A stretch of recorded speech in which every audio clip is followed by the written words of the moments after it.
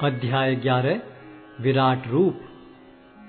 अर्जुन ने कहा, आपने जिन अत्यंत गुह्य आध्यात्मिक विषयों का मुझे उपदेश दिया है, उसे सुनकर अब मेरा मोह दूर हो गया है। हे कमल नयन, मैंने आपसे प्रत्येक जीव की उत्पत्ति तथा लय के विषय में विस्तार से सुना है और आपकी अक्षय महिमा का अनुभव किया है।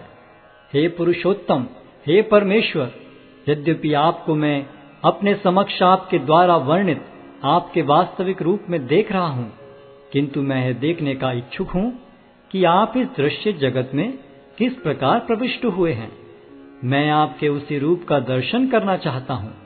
हे प्रभु, हे योगेश्वर, यदि आप सोचते हैं कि मैं आपके विश्व रूप को देखने में समर्थ हो सकता हूँ, तो कृपा करके मुझे अपना असीम विश्व रूप दिखलाइए। भगवान ने कहा, हे अर्जुन, हे पार्थ, अब तुम मेरे ऐश्वर्य को सैकड़ों हजारों प्रकार के दैवी तथा विविध रंगों वाले रूपों को देखो।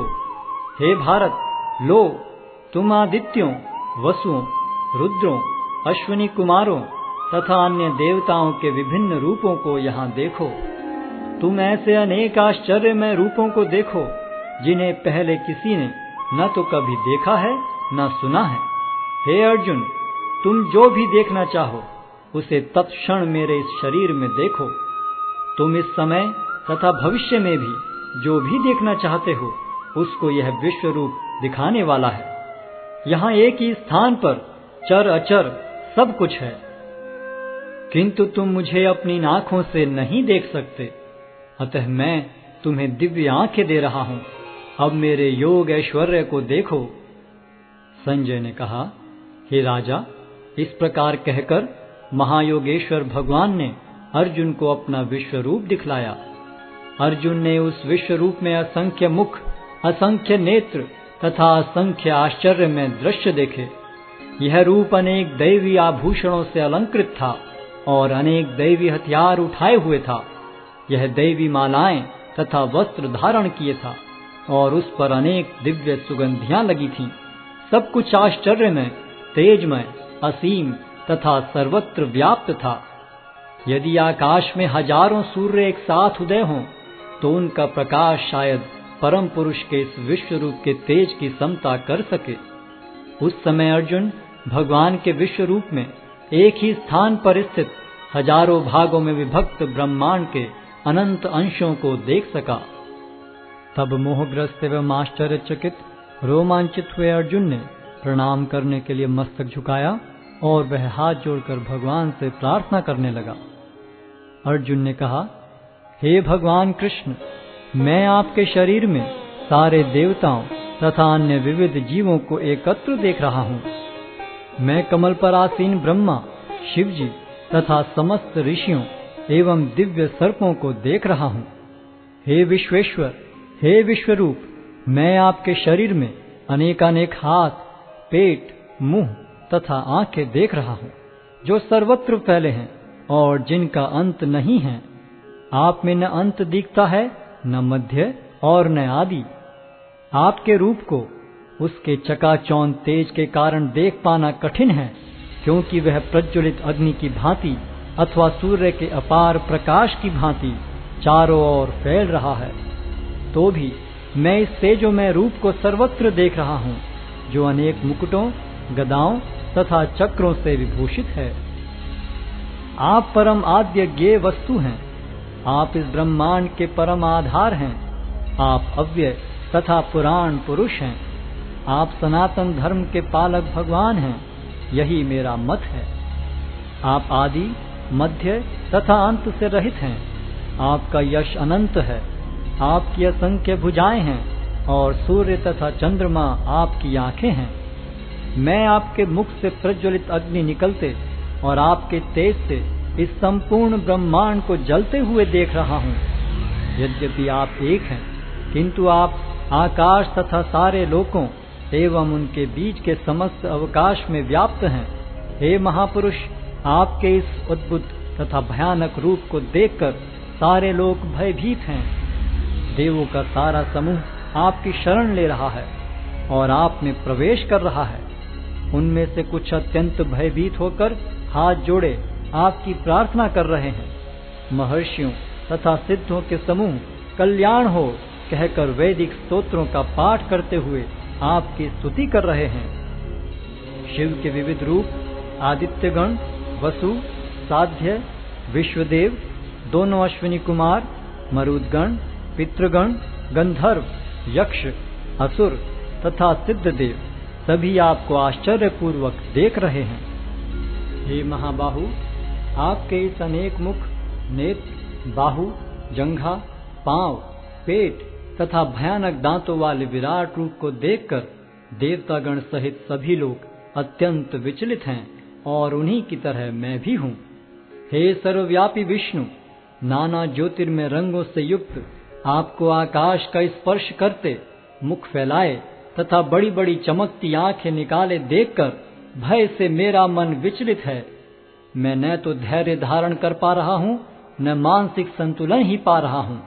हे देवेश, हे जगन्निवास, आप मुझ पर प्रसन्न हो। मैं इस प्रकार से आपके प्रलयाग्नि स्वरूप मुखों को तथा विकराल दांतों को देखकर अपना संतुलन नहीं रख पा रहा। मैं सब ओर से मोहग्रस्त हो रहा हूँ।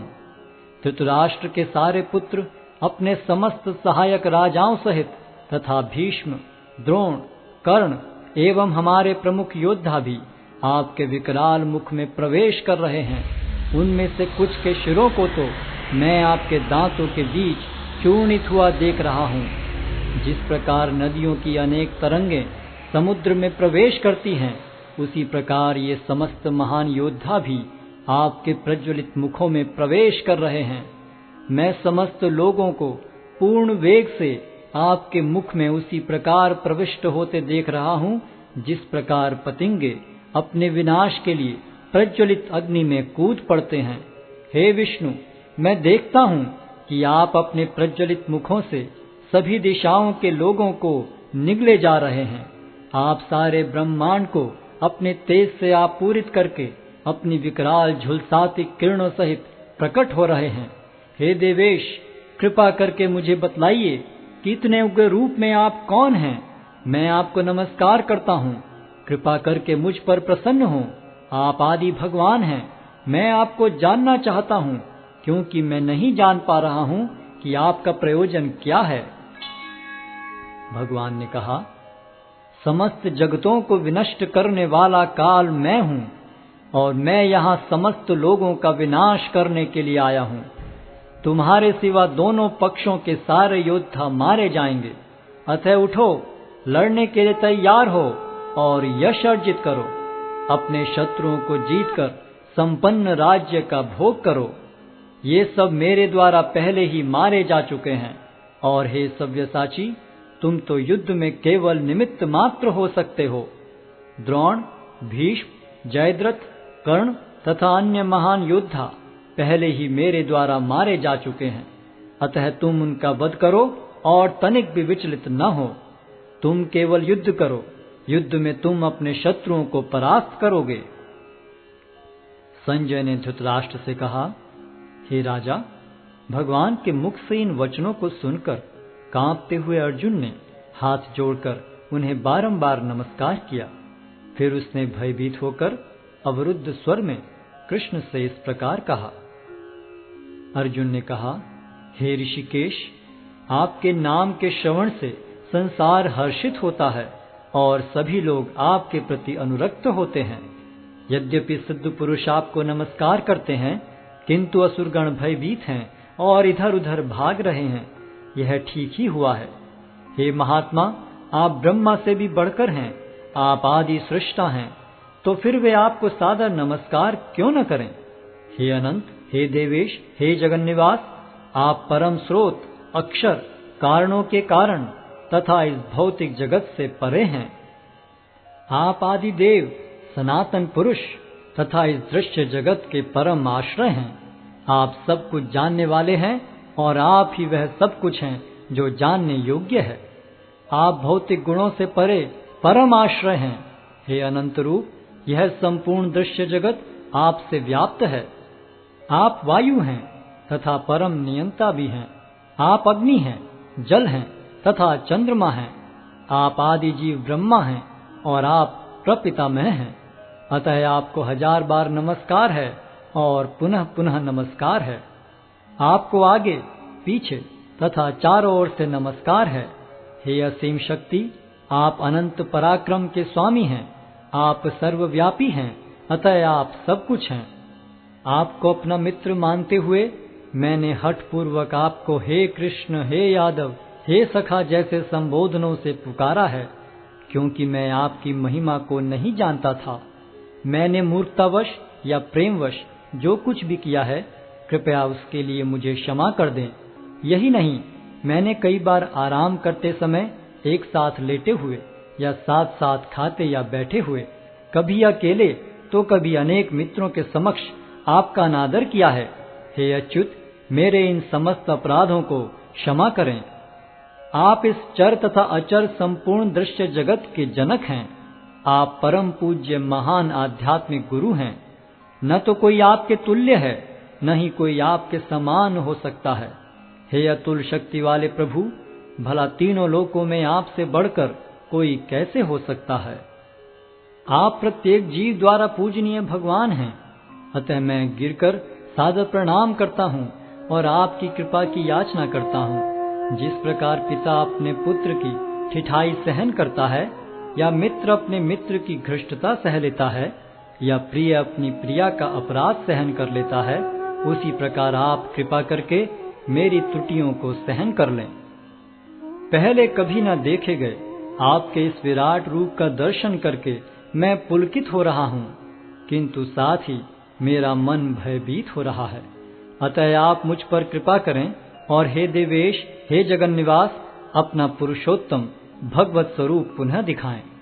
हे विराट रूप, हे सहस्त्रभुज भगवान, मैं आपके मुकुटधारी चतुर्भुज रूप का दर्शन करना चाहता हूँ, जिसमें आप अपने चारों हाथों में शंख, चक्र, गदा तथा पद्म धारण किए हुए हों।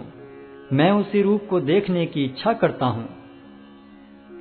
भगवान ने कहा, हे अर्जुन, मैंने प्रसन्न होकर अपनी अंतरंगा शक्ति के बल पर तुम्हें इस संसार में अपने इस परम विश्व रूप का दर्शन कराया है। इसके पूर्व अन्य किसी ने इस असीम तथा तेजोमय आदि रूप को कभी नहीं देखा था। हे कुरुश्रेष्ठ, तुमसे पूर्व मेरे इस विश्व रूप को किसी ने नहीं देखा, क्योंकि मैं न तो वेदाध्ययन के द्वारा, न यज्ञ, दान, पुण्य या कठिन तपस्या के द्वारा इस रूप में इस संसार में देखा जा सकता हूँ। तुम मेरे इस भयानक रूप को देखकर अत्यंत विचलित एवं मोहित हो गए हो। अब इसे समाप्त करता हूँ। हे मेरे भक्त, तुम समस्त चिंताओं से पुनः मुक्त हो जाओ।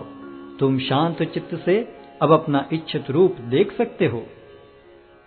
संजय ने धृतराष्ट्र से कहा।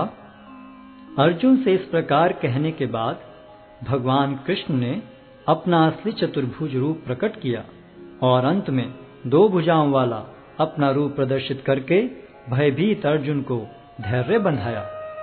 जब अर्जुन ने कृष्ण को उनके आदि रूप में देखा तो कहा, हे जनार्दन, आपके इस अति सुंदर मानवीय रूप को देखकर मैं अब स्थिर चित्त हूँ और मैंने अपनी प्राकृत अवस्था प्राप्त कर ली है।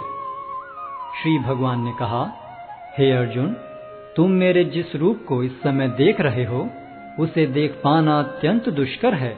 यहाँ तक कि देवता भी इस अत्यंत प्रिय रूप को देखने की ताक में रहते हैं। तुम अपने दिव्य नेत्रों से जिस रूप का दर्शन कर रहे हो, उसे न तो वेदाध्ययन से, न कठिन तपस्या से, न दान से, न पूजा से ही जाना जा सकता है। कोई इन साधनों के द्वारा मुझे मेरे रूप में नहीं देख सकता। हे अर्जुन, केवल अनन्य भक्ति द्वारा मुझे उस रूप में समझा जा सकता है जिस रूप में मैं तुम्हारे समक्ष खड़ा हूँ, और इसी प्रकार मेरा साक्षात दर्शन भी किया जा सकता है।